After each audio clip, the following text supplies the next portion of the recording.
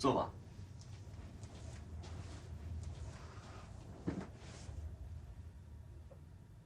别害怕，就算前面坐满了人，你翻译你的，不要受干扰。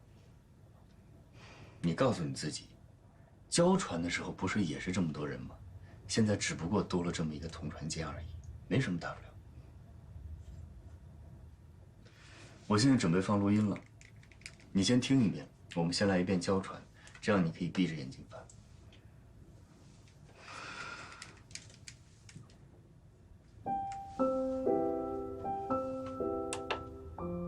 欧盟的象征标志为盟旗、盟歌、名言多元一体，以及5月9日的庆典日。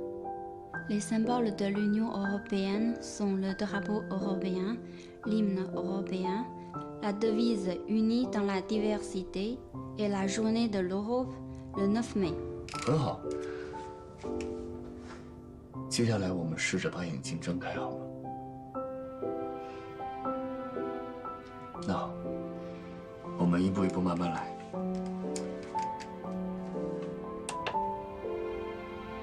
自从欧元正式流通，它就成为了欧盟最主要的标志。欧元是把欧洲人民联合起来的具体的、物质的联系。第3个重要标志，欧洲议会，统一及民主的价值见证。自从1979年来，欧洲议会议员通过普选产生，选举事件被作为欧盟建设的关键时刻之一。此时政治意义的欧盟成为了人民大众的欧盟。Depuis sa mise en circulation, l'euro est devenu un symbole majeur de l'Union européenne. L'euro est le lien concret, matériel, qui unit les peuples européens entre eux. Troisième symbole important, le Parlement européen témoigne des valeurs d'unité et de démocratie. Depuis 1979, les députés européens sont élus au suffrage universel. L'événement est présenté comme l'un des moments clés de la construction européenne, celui où l'Europe politique devient une Europe des peuples. 非常好。接下来，我们试着同船怎么样？别紧张，别紧张，把眼睛睁开。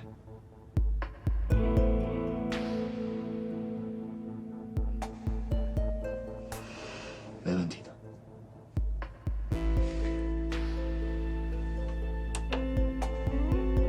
欧盟的象征标志为盟旗、盟歌、名言多元一体， Les 以及5 symboles 月 de 9日的庆典 l'Union 日。 européenne, 自从欧元正式流通，它就成为了欧盟最主要的标志。不行，欧元是把欧洲人民联合起来的具体。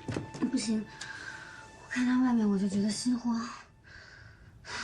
这绝对不是身体上的问题，这是心理问题。刚才你还好好的呢，你告诉我你什么感受？佳阳，我觉得心慌，我害怕这块玻璃，我们出去吧，行吗？不行，不能这么轻易的放弃。你告诉我你的感受，你为什么害怕这块玻璃？这块玻璃到底怎么带给你不舒服的感觉了？我不清楚，我也说不出来。不行，一定得说。我真的不知道。说出你的感受。你现在是什么感觉？我就是觉得心慌。我看着前面一排排的座椅，我觉得上面都是人。有人怎么了？交船的时候不是也都是人吗？我觉得上面坐了很多人，我觉得他们都有生命危险，像我妈妈一样。你妈妈？不行了，佳阳，我要出去。好好好，走，咱们出去说。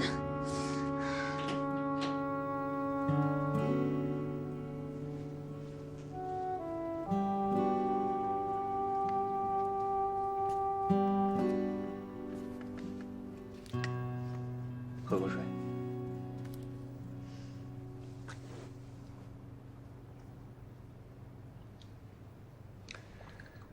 跟我说说，为什么会在同船间想到妈妈？我也不知道，我刚才想到就这么说了。仔细想一想，也许这个就是你心理问题的根源。为什么在同船间会想到伯母呢？你以前跟伯母进过同船间吗？没有啊。那是为什么呢？同船间里什么也没有，你从里面望出去就是一排排的座椅，为什么会想到伯母呢？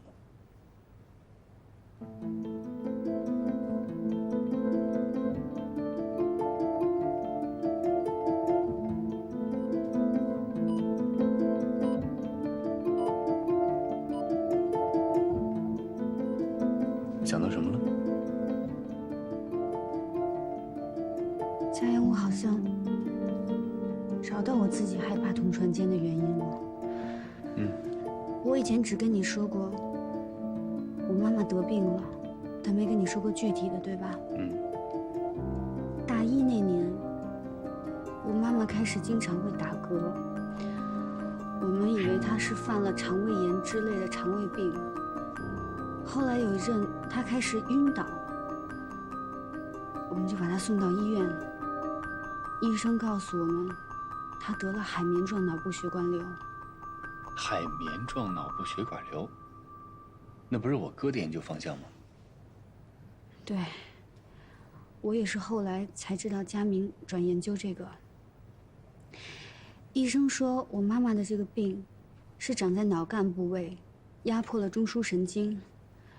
如果颅内出血的话，就必须要动手术。就算动手术，也只有50%的成功率。而且就算手术成功，也还是有可能会复发。所以那个时候，我觉得自己整个人都绝望了。我那段时间觉得自己一直处于精神抑郁的状态，所以才想要去看心理医生，才认识了高佳明。没想到你承受了这么多东西。好了，这些事儿都过去了。从今往后，有任何困难，我和你一起面对。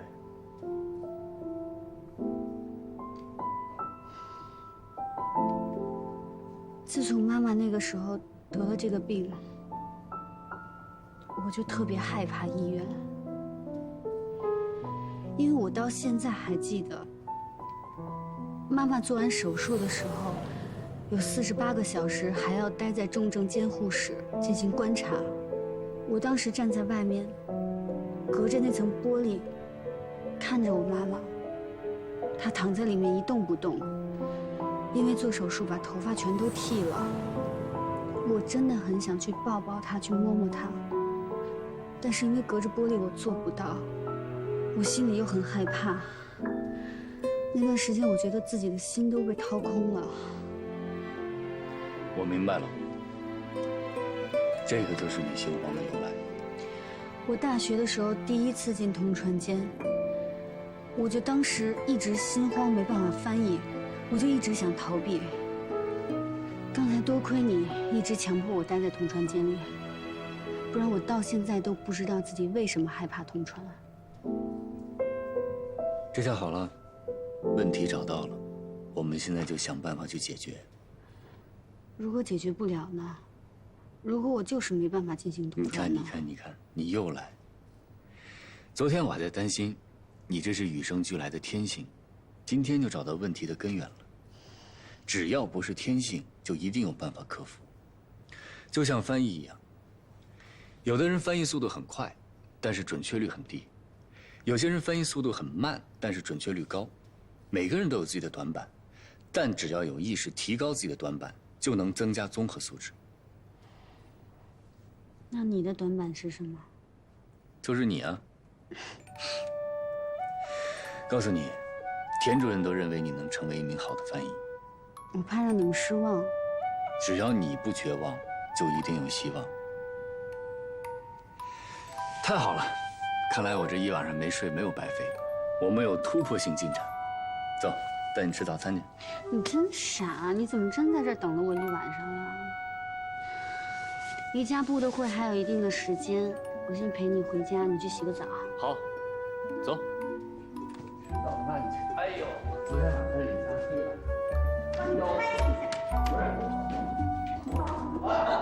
你看人家过。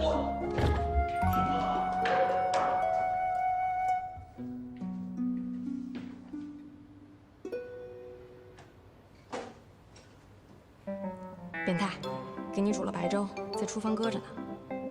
变态，别忘了啊，药不能停，没事别找我。哦，还有，只许膜拜我，不许爱上我。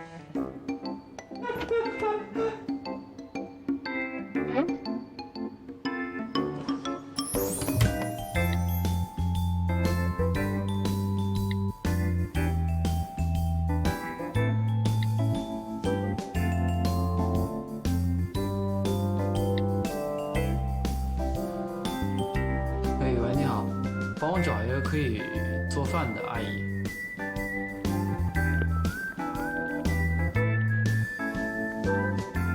先生，粥马上就好了。啊，谢谢啊。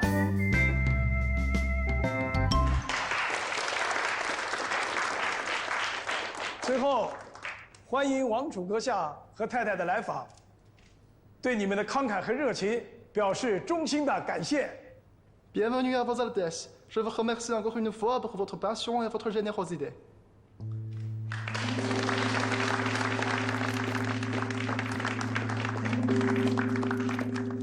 你们的翻译很快。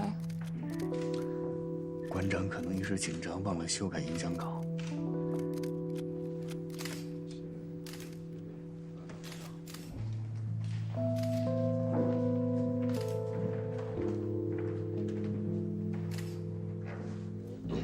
Je suis fan de la calligraphie. La culture chinoise me passionne. 我是一个书法爱好者，很喜欢中国文化。我的朋友书法家王梅芳，他非常喜欢家布，今天特地写了一幅字。Mon ami calligraphe Wang Meifang aime beaucoup le gabou. Elle a fait pour vous une calligraphie comme cadeau.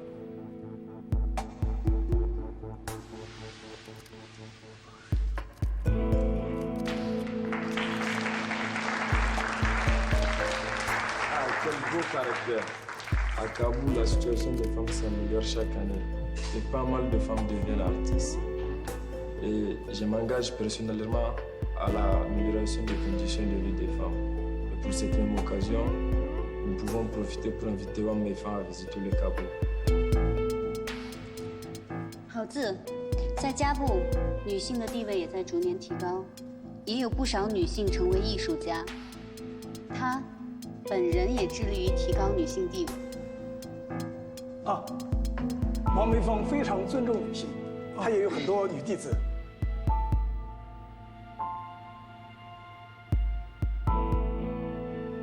Wang Meifang a aussi des femmes disciples. Il a un grand respect pour les femmes. Il paraît que mon frère va faire un discours sur l'amélioration des femmes en Afrique, basé sur votre femme calligraphe. On n'a pas reçu le communiqué de presse. C'est possible de reporter le discours au dîner? Tu le sais bien, le prince fait souvent des siennes. 台上出了点误会，王梅芳是个男的，你去跟王子解释一下。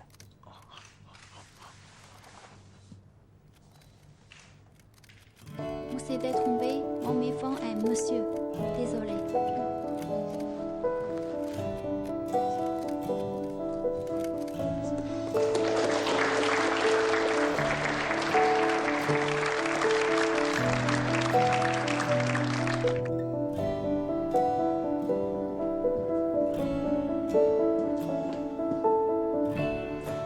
拿到了，还有多长时间？从现在到宴会开始还有3个小时。你们抓紧翻，一会儿我过来校对。好。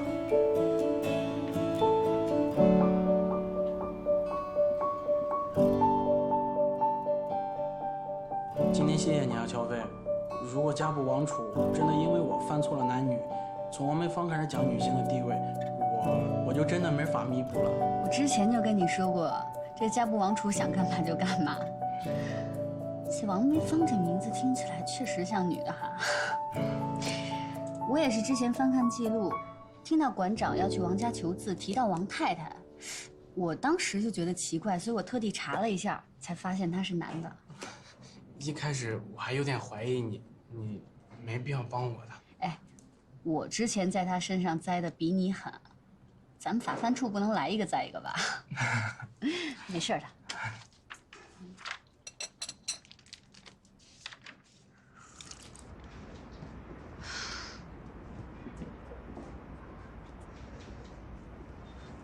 218路车是在这坐吗？你的车呢？放单位了。那你明天怎么办啊？坐公车呀，在公车上偶遇，应该不会有人说闲话了。你不用这样吧？今天翻译表现不错。饿了吧？我让礼宾部的同事给咱俩留盒饭了，你也没吃。去我家吃吧，我们家还有速冻面。累了一天还吃速冻食品，多可怜！你来我们家，我给你做。别做了，多麻烦呀！我冰箱里还有寿司。那不还是速冻？不是速冻的，我做的。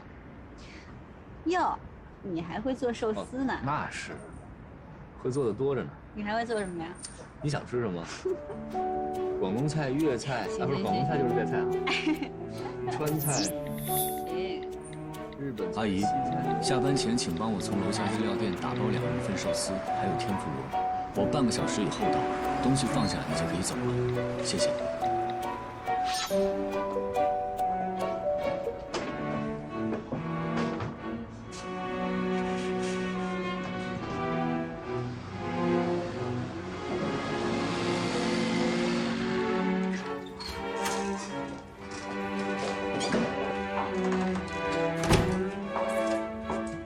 你坐沙发上等着，我给你快。我帮你啊。不用，你坐着等。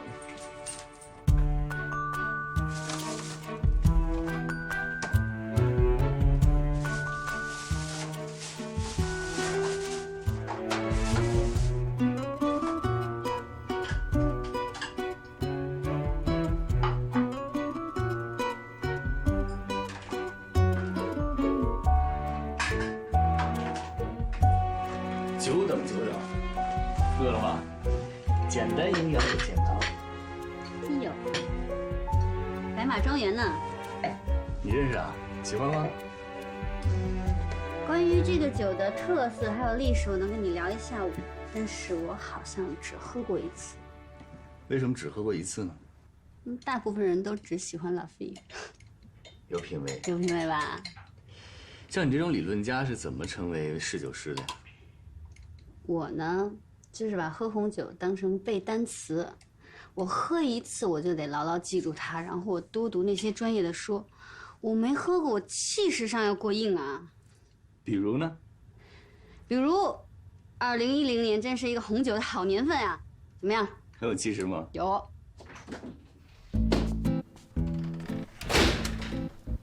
哎呀，刚刚好，刚刚好。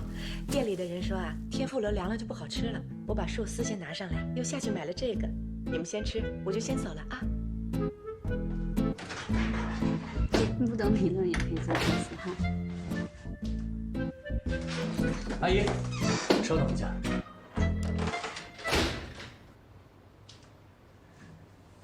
我妈一个月给你发多少钱啊？3500。这是4000，你这个月的工资，多的500是因为你照顾了我哥。应该的，应该的。你妈请我就是一天做3顿饭，到哪都是做嘛。还有就是明天你就不用来我这儿了，你就把我哥的手照顾到他康复为止，工资从我这里。就是不从你妈那领工资了，对吧？对。等我哥手康复以后呢，你也不用来我这儿了，因为我以后可能不需要别人帮忙。为什么？我找张总去谈，他肯定不会同意的。这次他同意了。是不是我做的饭菜不合口味？没有没有，不是您的问题，是我的问题。我工作出现了一些变动，我可能要出国。你真的要出国啊？对。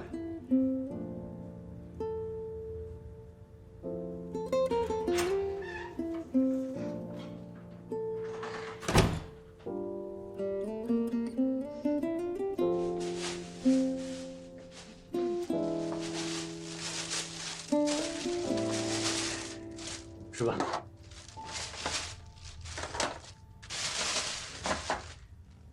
其实你刚才不用关门的，隔音挺差的。我会照顾好我自己的。我知道你能照顾好自己，你自己在瑞士生活那么久，肯定可以。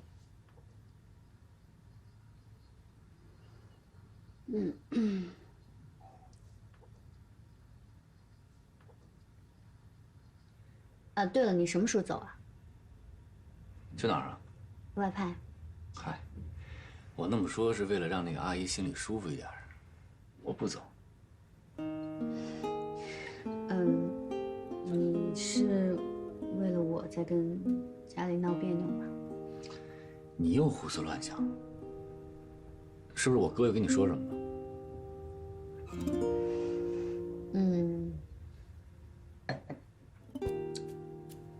其实我想过，我是你的实习生嘛，你对我好的话，别人会说你是在偏袒；你对我严格，大家也会说那装什么样子啊这种。所以只要我跟你在一起，我们的关系就会成为你事业上的屋顶。大家会一直拿我跟你在一起这件事情来说事。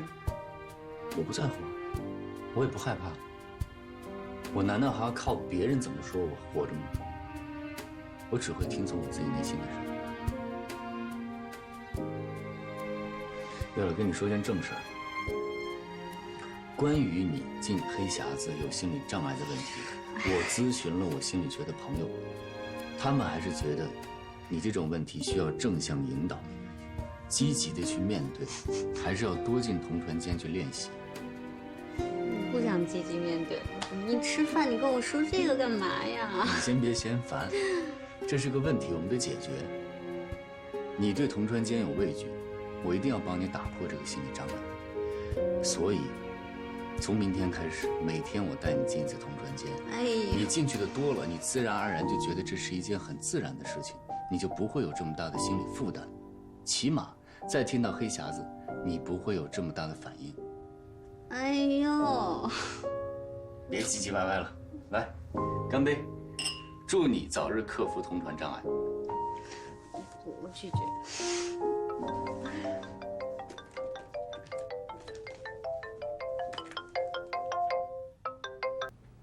哎，乔飞啊，我是张医生，你不是让我有事直接跟你联系吗？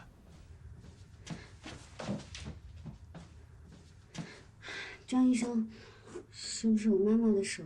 不是的，是今天你妈妈来复查的时候呢，晕倒了，后来呢就恢复知觉了。我带她去神脉检查了一下，还是她的老毛病了，海绵状血管瘤。我记得你跟我说过，你一直想替你妈妈在上海做介入手术。对，医生也说了，一直在等待时机，因为血管瘤长在脑干部位。所以风险很大。是的，我们这儿神脉的李主任也这么说。你不用太担心 ，CT 显示的情况呢还算良好，边界也清晰。但是他让我必须通知你，你妈妈出现晕厥的症状呢，脑干周围啊有个渗血点，证明最近一个阶段要加强注意，密切的观察。如果周围血管有出血前移，就需要立刻手术了。好，我马上回来吧。你也先别急，我建议你尽快和上海这边的医院联系，确定方案，把他接过去。我打电话给你的，就是让你心理准备。手术是势在必行了，你作为家属呢要有了解，但不要过度的担心，干扰患者的情绪。何况你妈妈的心里，你就是她的一切。我明白了，谢谢张医生。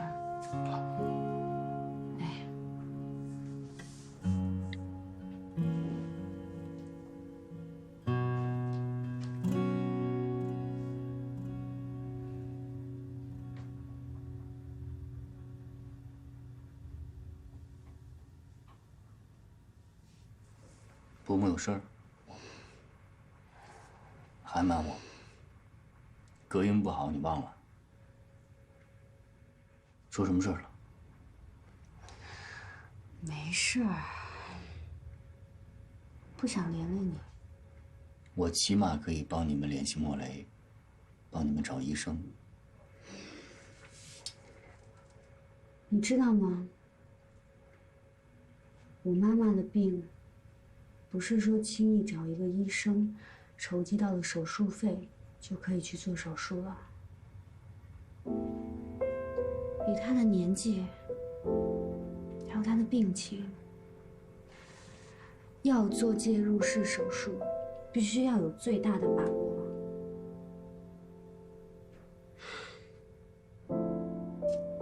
所有人都跟我说，做手术要么成功，要么就是生死一线。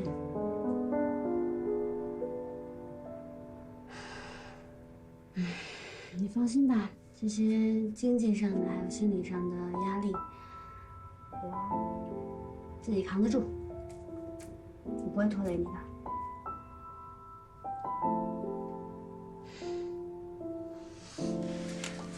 而且，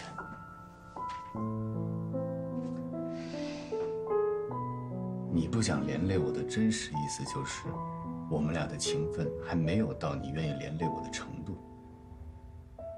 这么见外的话以后不许说了。你的事儿就是我的事儿，你愿意连累我，我很高兴。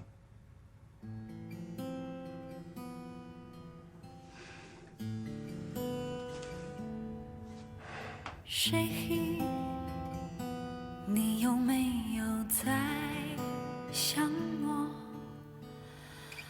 怎么一想到你，别害怕，我在这儿，咱们一起想办法。谁？从遇见你那天起，我是不是就深深爱上了你？不管爱你知不知道，我只要简单的快乐。不管是对错的选择，只要爱了就不会割舍。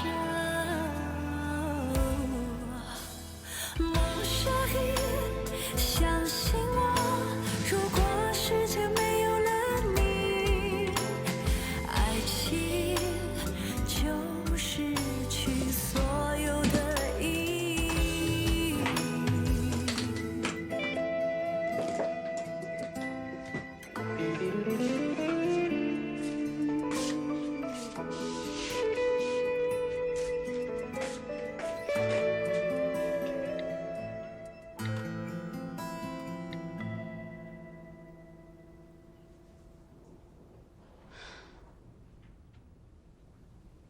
你先别急，乔飞。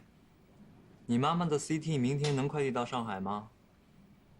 这样，明天你来医院找我。好。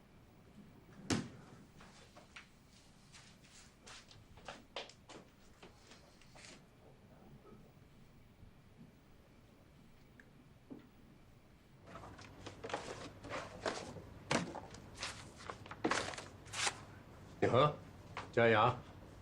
找什么呢？哎，主任，你有没有印象？上次瑞士劳卫部来交流的时候，有一个叫莫雷的医生。哦，你找他呀？可以去礼宾部问一下嘛。我当时留了他助理的电话，但我现在打过去已经停机了，而且我也问了随行的一些医生，别人说他现在去非洲了。哎呦，这就不好找了。要不你月底去瑞士的时候，可以直接到他医院去问问嘛。月底？对，去瑞士，时间定下来，15天以后你出发。这么快？还快呀！你都等了几年了。这段时间你可以请假，把家里该安排的安排一下。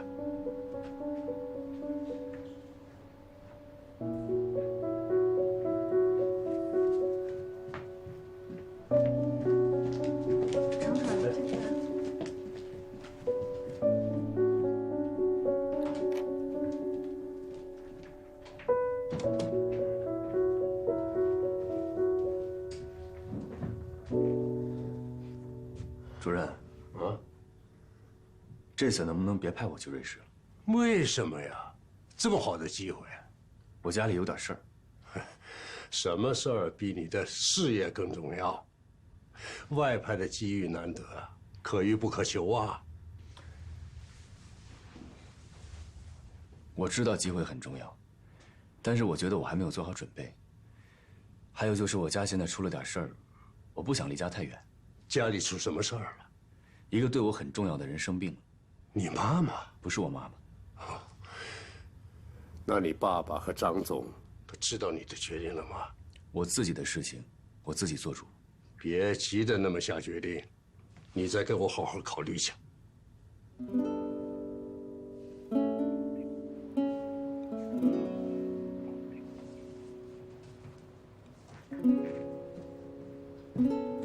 看什么呢？这么入迷？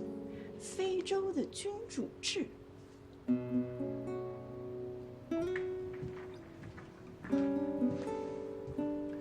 下午没有翻译任务，你们都去训练室训练吧。走吧。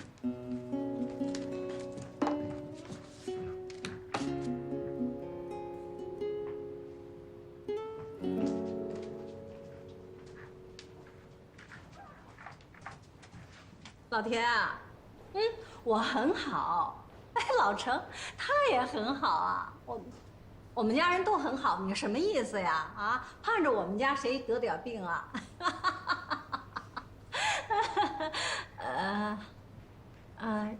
什么？嘉阳不去外派？哦，大概我知道一些事情。不是家里的。行吧，好，祝你身体好。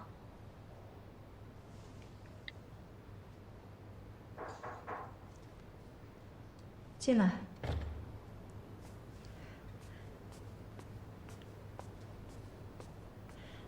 张总，耶，你怎么来了？工资没打给你吗？啊，收到了，收到了。我是来退工资的，嘉阳已经给我了，你再给就多了。哦，他怎么说的？他说以后我的工资就他给，但是要我去照顾佳明，等佳明的手完全康复了，他再给我找新的工作。新的工作？嘉阳是不是要外派呀？不知道。我估计大概是他谈恋爱不好意思了。昨天他带回来一个姑娘，长得还挺漂亮的。是不是佳明隔壁的女孩？佳明隔壁住的是谁？我不知道啊。对了，佳明的手怎么样了？他每天练习着缝合，缝个橘子都合不拢，看他挺受罪的。这孩子真是太执着了。这医院里又不是只有他一个外科医生，干嘛这么拼命？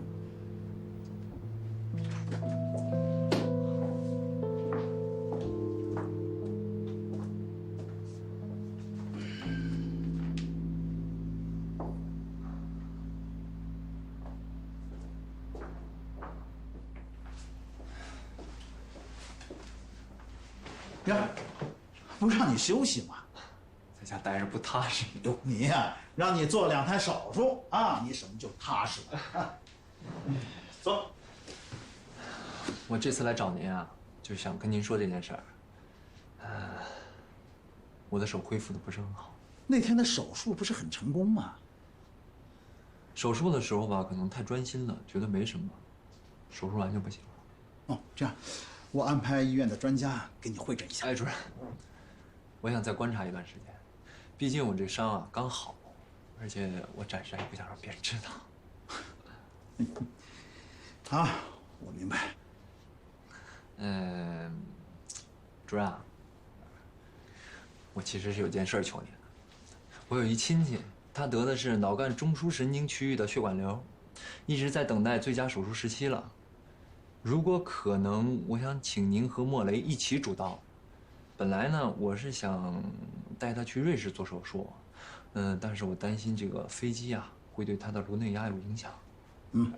你担心是有道理的。那这种手术呢，我建议还是在国内做。现在啊，我们国家的医学水平，尤其是临床，那在世界上啊是属于领先的。至于这个主刀医生啊，你也知道，我有一段时间没做过介入手术了。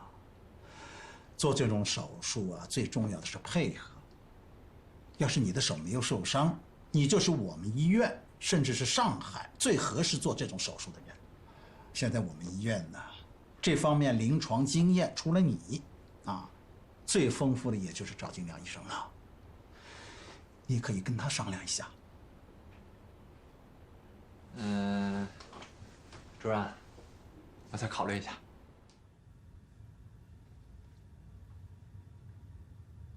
你漏了一句啊！还真是，不像你啊，心不在焉的。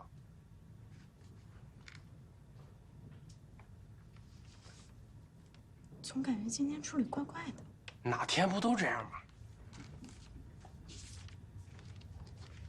我去趟厕所啊。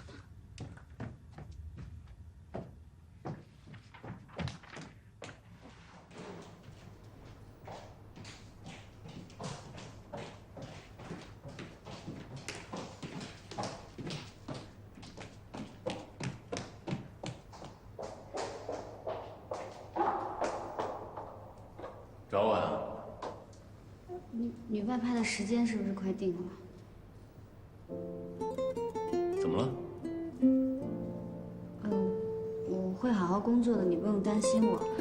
如果有假期的话，我去看你。你还要去看我呀？那么好，就为这点事儿冒这么大险跑这儿来？担心你。我有什么好担心的？下班等我。我约了人。谁呀？跟伯母的病有关吗？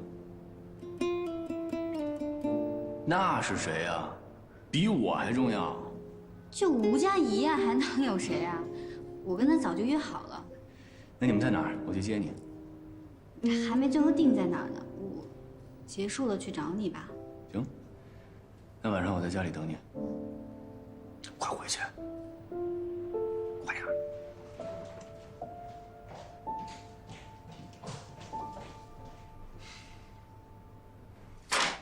这个呀，就是肾血点，有明显的造影。阿姨如果再次出现昏厥，那情况就不好了。现在医院给打的针啊，是消炎化淤血的，但是不进行手术还是没办法控制。如果血管瘤压迫，就有可能造成血管爆裂的危险，所以要尽快手术，转到上海医院观察2、3天，等到肾血点的淤血收干净了，马上手术。成功率是多少？小飞，你是知道的，手术没有绝对的乐观，但你也不要悲观。费用呢？原来那个你又回来了。说什么？那个倔强的，把背上的刺都拱起来，不让人接近的乔飞。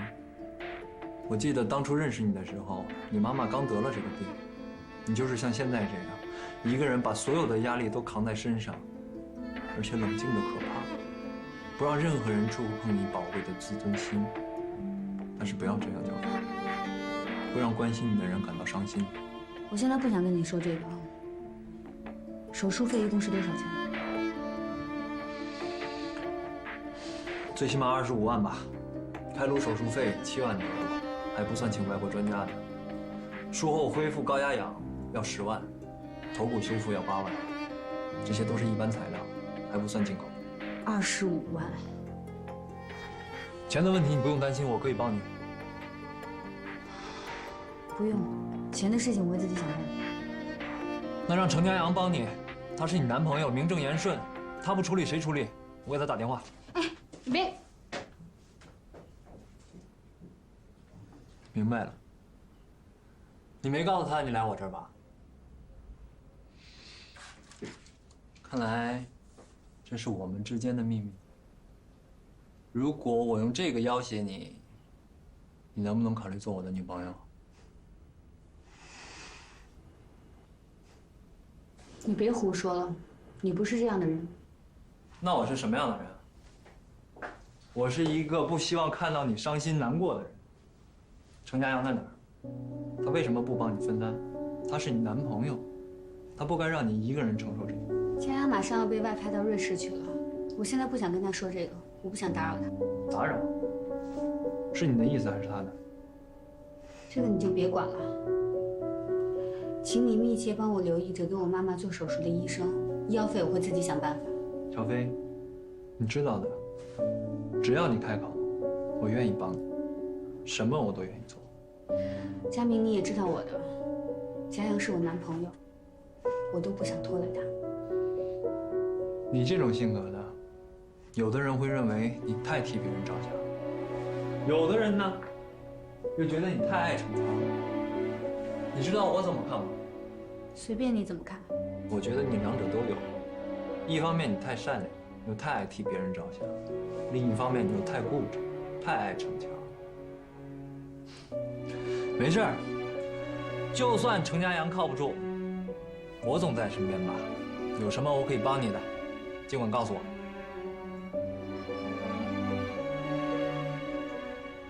我确实有一件事情，请你一定要帮我。一定。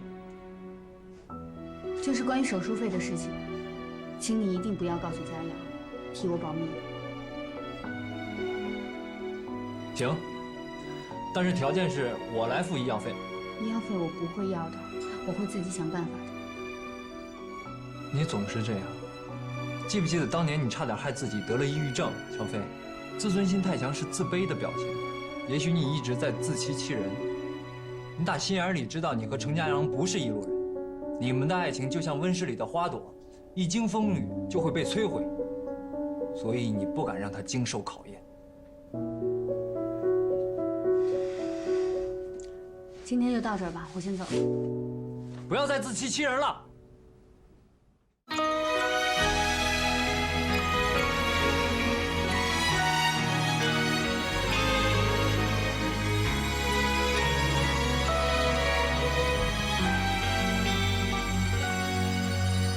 爱像奔跑的蜗牛，晃悠悠，背囊里预备的温柔，精心保留，在拥挤人群里等候，频频回首，直到你出现才罢休。离开界限，你是我的终点。未来多少冒险不后退，永远不算远。爱情的旅途要攀登多久？一步追着你走，有时是朋友，有时像对手，有时害怕爱的不够。慢慢的爱情，慢慢的享受，在追上你以后。